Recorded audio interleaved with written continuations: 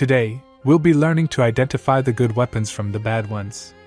We'll be taking a quick look at every common weapon skill and going on to some practice questions. Sound good? Yes? Okay, great. Note, this video assumes you've watched the previous Granblue Fantasy University video, or you have knowledge of how the damage formula works. If you don't know the damage formula, you might get a bit lost. Firstly, I wanted to go over how the size of weapon boosts work. Obviously, smaller boosts give a lower bonus than a large boost, but the question is how much. Here's a pop quiz: which is bigger? 2 small might skills or 1 big might skill when they're all at level 15? I'll give you a few seconds, take a guess. The answer was the 2 small might skills. What is important to note is that finding 2 small might skills is unlikely, but these skills can be mixed and matched. For example, AK-4A has a skill called Small Fandango, which is simply a combination of a small attack and small triple attack skill. Now, next question. Which is bigger? 2 small Verity skills or 1 big Verity skill when they're all at level 15? I'll give you a few seconds again. Take a guess. The answer was the 1 big Verity skill. Because of course it is. It's important to remember this is Granblue Fantasy, where numbers can be whatever the developers want. This can manifest in a variety of interesting ways, such as weapons having skills that look boostable but aren't, or numbers varying wildly between strength. Notoriously, Sentence even has different values for Magna and Primal. All the weapon skills and their numbers are available on the wiki, so I'll recommend going there when making calculations. Now, let's go over each type of boost that skills can grant quickly. Might, also known as attack. Fairly bread and butter skill, it just gives you more damage. Careful to not overinvest into this. EX attack. EX mods are basically mandatory for any grid, but this isn't the only source of it. Generally don't stack both. Stamina. Also a bread and butter skill, usually you'll want only 1 stamina skill for times where you need a bit of a bump to hit the cap. Enmity. Niche compared to stamina, mostly just used for when characters can bring themselves to low HP thanks to the larger mod that it can grant over stamina. EX attack special. This comes from voltage skills and is only separated because it's capped at 80%. We'll be going over this skill again later. Progression. This is the elemental attack version that is separate from the draconic progression. Fairly niche, but does occasionally pop up for more defensive grids and endgame raids. Double attack. Honestly garbage, don't bother. Triple attack. Solid skill. Getting to guaranteed triple attacks is a fairly common tactic to guarantee certain low-click setups or omens in endgame raids. Otherwise nice to have but not necessary. Critical. Functions as another normal attack but with a unique multiplier. Generally only used when you can reach 100% chance with it. Sees some use but greatly encourages double-sided boosting to allow reaching 100% in as few weapons as possible. Counter rate. God no. Optimus. Solid skill that allows single-sided grids to reach the 280% threshold. Generally you use these weapons for the other skills they offer though. Bonus damage. Echoes in grid are particularly potent but are rare to come by. Generally used in burst setups or if you're in fire, at all times. Health. More health. You take this if you need more health. Health cut. In case you didn't need that health. The only skill that has this comes with at least a big attack up, but it's generally not worth it. Health damage. Deals damage to your party before the fight even begins. The only skill that has this comes with at least a big attack up. This one is more worth it as you can activate enmity effects for burst quickly. Heal cap. Extremely niche but powerful when utilized correctly. Essentially an endgame exclusive skill. Defense. More defense. You take this if you want each point of health to go further. Debuff resistance. Capped at a point which is far too low to be meaningful. A nice bonus but definitely not why you should take a weapon. There are still more to go but we'll stop there and go for a quick test. I'll throw up some questions where we compare 2 weapons and you decide which is the better weapon. You do have permission to pause the question and open up the weapon skills page on the wiki if you'd like. Answers to all the questions will be at the end of the video, so we'll see how you do then.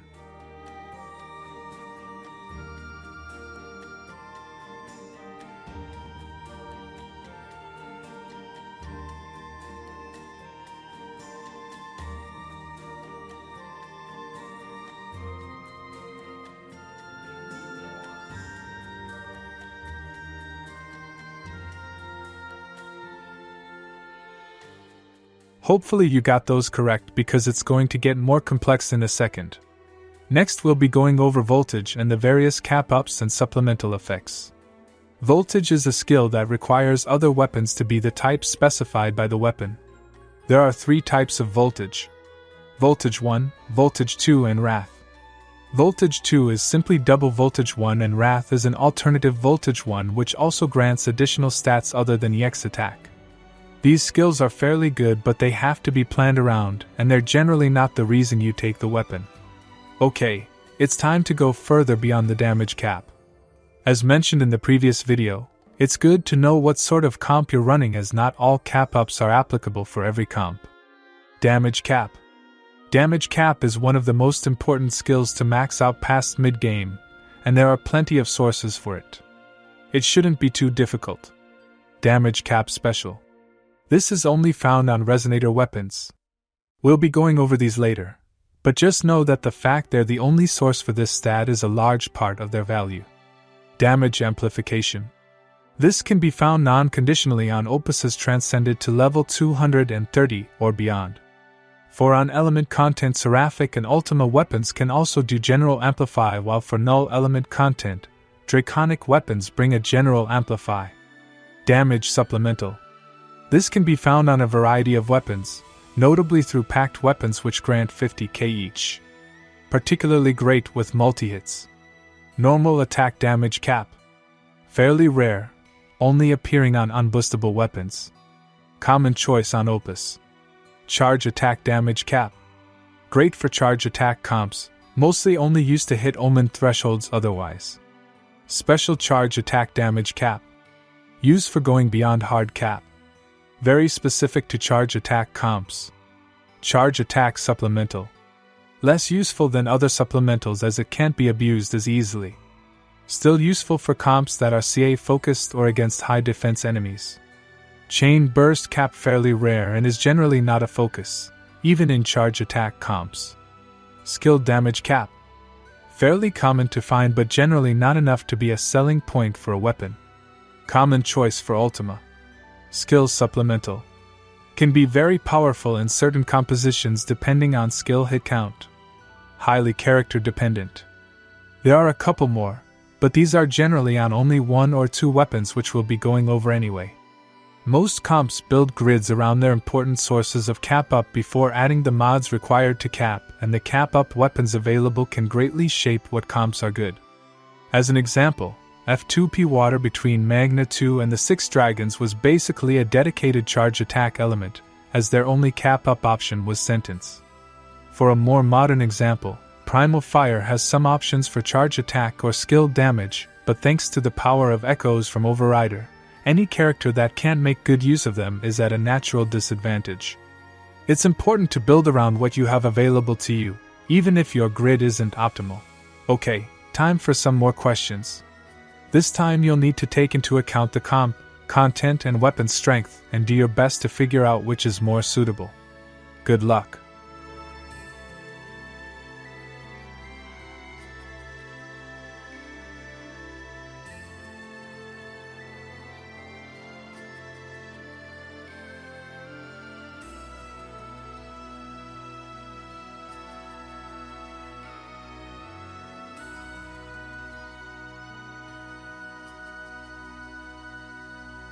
Hopefully you got all of those.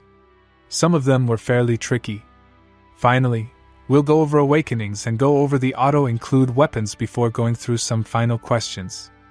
Awakenings are available on certain weapons and can provide extra stats.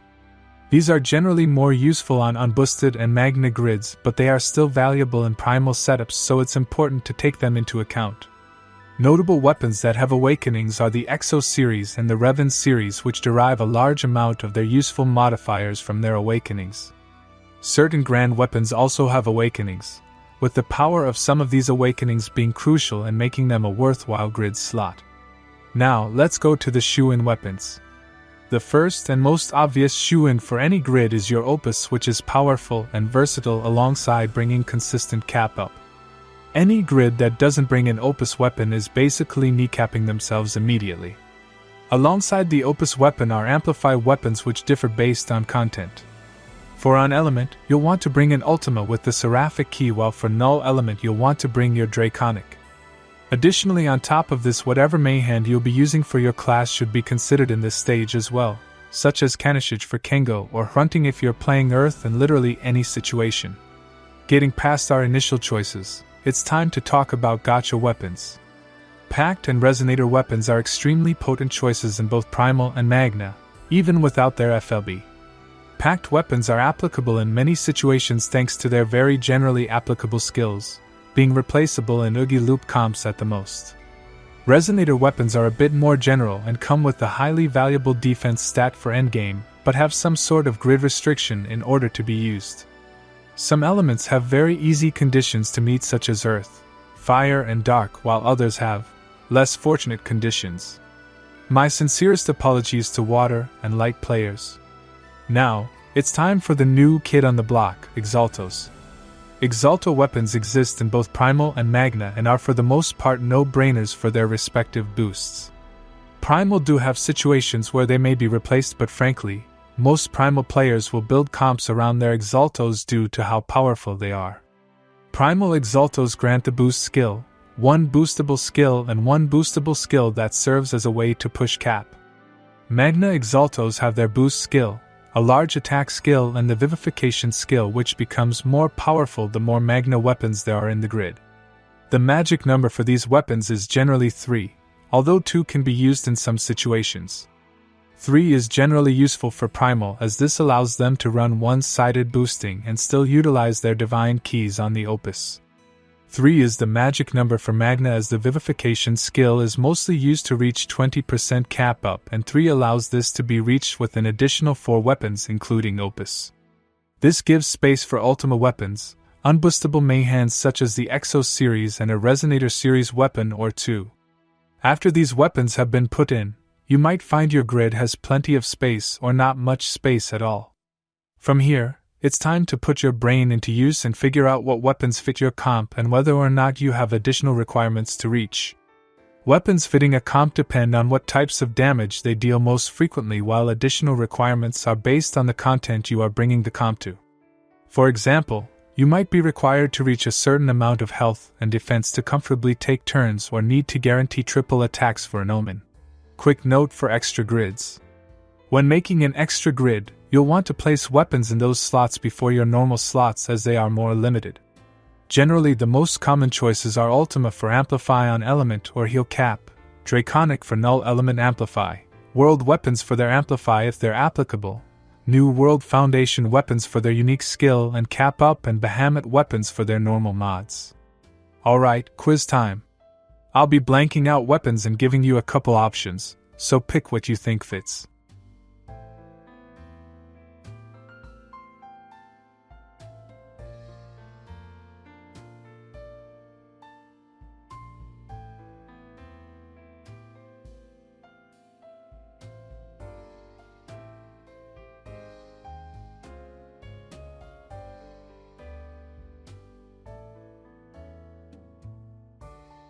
Alright, now that those questions are done, let's go over the answers.